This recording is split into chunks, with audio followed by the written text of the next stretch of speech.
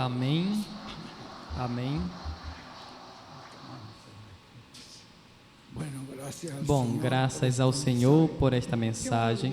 Que maravilhoso, na verdade é tão simples tudo o que está acontecendo, tudo o que aconteceu é tão simples que se não vigiamos, passará despercebido de nós, de forma que vejam, estamos no cumprimento, como o nosso irmão William dizia aí, é o maior tempo que a igreja do Senhor Jesus Cristo tem vivido, e vê que nessas mensagens, vê as mensagens que nos trouxe hoje o ungido.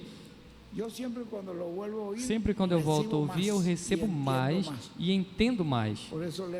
Por isso recomendo sempre que voltem a ouvir. É curtinha, foi apenas... O relógio marcou 1h22 quase 23 minutos. Não sei quanto foi no relógio dele. 1h22 minutos. Mas foi curtinha, mas muito preciosa. E então depois todos esses cânticos e tudo isso tinha harmonia. Vejam que os cânticos, muitos desses cânticos, aquele cântico é novo, mas muitos desses cânticos que nós conhecemos antes, hoje é quando vem se cumprido perfeitamente. Os cânticos que os jovens cantaram, no início, vejam que eram cânticos conhecidos, mas vejam como hoje nós os vemos que se encaixam perfeitamente com o cumprimento da Escritura. É verdadeiramente a profecia se cumprindo. E foram inspirados, foram pessoas que cantaram isso, porque imaginem. Bom, aqui nessa parte eu quero finalizar com esta palavra do irmão William aqui, que me pareceram muito importante, onde ele diz: e vejam, lá no Monte da Transfiguração, apareceram Moisés e Elias. Está na página 10. Apareceram Moisés e Elias. Estão ligados os ministérios de Moisés e Elias com a adoção dos filhos de Deus para o último dia. Quer dizer que estão ligados os ministérios de Moisés e Elias para a adoção dos filhos de Deus nesse tempo final em que vivemos. Sem os ministérios de Moisés e Elias, não teria transformação, não teria ressurreição, não teria nada, porque tudo está ligado com esse ministério de Moisés e Elias, ou seja, que algo Deus vai colocando, porque diz, ou seja, que algo Deus vai colocando no seu lugar para a adoção dos filhos e filhas de Deus, para lhes darem a fé, para serem transformados e levados com Cristo à ceia das bodas do Cordeiro. Sem esse ministério, não teria aparecido, não teríamos tido esperança de estarmos com o Senhor na ceia das bodas do Cordeiro. Por isso, é importante que estejamos como... O que é que o ungido de Deus está nos dizendo? Que estejamos preparados. Aí vocês têm na página 10, no parágrafo 3... Por isso é importante que estejamos preparados. Essa é a mensagem, a palavra, a obra que Deus está fazendo hoje, através dessa palavra que está sendo falada a nós. O que ela está é nos preparando. A adoção virá na manifestação da terceira etapa mencionada pelo reverendo William Branham. E tem que estar a terceira etapa. E onde se manifestará a terceira etapa? Em uma grande carpa catedral. Isso já é uma profecia. Diz que esta manifestação da terceira etapa mencionada pelo reverendo William Branham, na era da pedra angular, será que virá, e isto será onde? Vocês têm aí? Será em uma grande carpa catedral, como viu o reverendo William Branham. Está clarinho, na verdade. A carpa estava no tempo do irmão Branham? Não estava. Estava operante no tempo do irmão William? Não estava.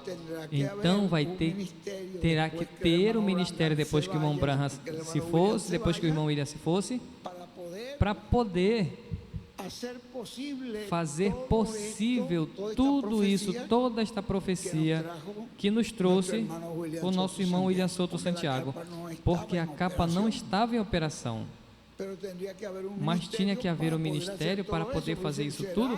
Por isso ele diz: será em uma grande carpa catedral, como viu o reverendo William Branham quando Deus a mostrou.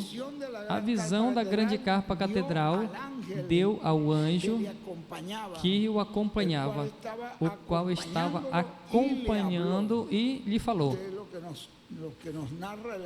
É o que o irmão Branham nos narra. Já o conhecemos, já lemos várias vezes. E também mostrou um lugar pequeno onde entravam doentes e saíam pela outra porta, saíam curados. E ele não entendia por que ali. E o anjo disse a ele: não vai ser um espetáculo público. Quer dizer que essa obra que Deus vai fazer não vai ser para engrandecer a nenhum evangelista, que olha como este evangelista faz tantos milagres. Ali não se sabe, porque até os doentes perguntavam a eles. Quando perguntavam aos doentes, eles não sabiam. Assim que é para a glória de Deus, não para a glória do homem, mas a glória de Deus, conforme o programa divino. Veja aí, não engrandeceu nenhuma pessoa.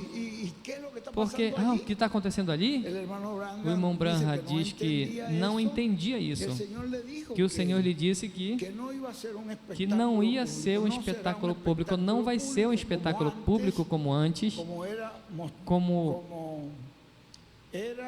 era acostumado, ou seja, como ele o fazia publicamente. Não será.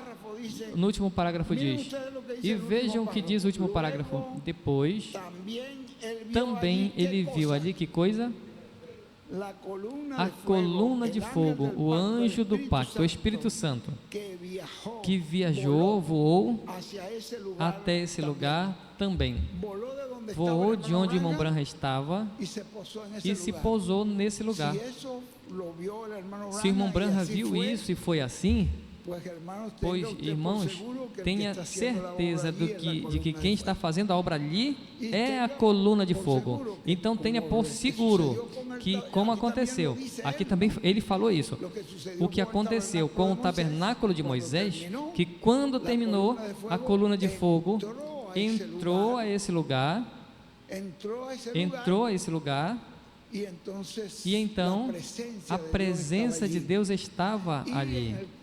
E no templo de Salomão, também a Bíblia disse, isso está em 2 de Crônicas, capítulo 7, por ali, versículo 2, 3, como quando Salomão orou a Deus e disse: Senhor, o templo está pronto. Eles estavam fazendo o sacrifício e a coluna de fogo desceu e entrou ao templo. E aqui, quando a carpa estava pronta em algum momento determinado, o irmão Branham viu que a coluna de fogo voou dele e se pousou nesse lugar. E vocês veem que desde que a coluna de fogo se pousou no tabernáculo de Moisés, aí esteve até que chegaram à terra prometida. E quando Salomão construiu o templo, os 2 querubins de madeira de oliveira, que estavam ali coberta de ouro, que tinha suas asas esticadas sobre aquele lugar, de lado a lado do lugar santíssimo, ali estava a coluna de fogo o tempo todo, até que o povo de Israel se afastou de Deus e começou a adorar ídolos. E Deus se foi daquele lugar. Mas veja que aqui na construção da carpa acontece igual. Depois ele viu também, o irmão Branham viu, a coluna de fogo, o anjo do pacto, o Espírito Santo, que viajou, ou seja, que voou até esse lugar também, ou seja, que vai ser um tempo maravilhoso para a igreja do Senhor Jesus Cristo. Vê quando já termina essa carpa, a coluna de fogo desce. Nós não estamos sendo guiados por um homem como as pessoas pensam. Estamos sendo guiados pela coluna de fogo, mas a coluna de fogo tem que ter um instrumento com o qual falar-nos. De outra maneira, você nunca poderia ouvir ele falar. Teria que ter um instrumento, mas estamos sendo guiados pelo Espírito Santo. Estamos sendo guiados pelo anjo do pacto. Estamos sendo guiados pela coluna de fogo. Estamos sendo guiados pelo ungido do Senhor. Vejam, não é uma direção humana, é uma direção divina que vai nos levar a um porto seguro. Por isso nós nos sentimos tão agradecidos, tão felizes. Graças a Deus por tudo isso que Ele está fazendo. E já estamos nos preparando para essa visita aqui no México, com a ajuda do Senhor. Meus amados irmãos, o mesmo que nos iniciou a atividade é o mesmo que vai terminar. Não sei se o irmão Ángel tem algo mais depois disso, pois então nos coloquemos de pé para deixar conosco ao nosso apreciado irmão e amigo, o reverendo William Pérez de Porto Rico.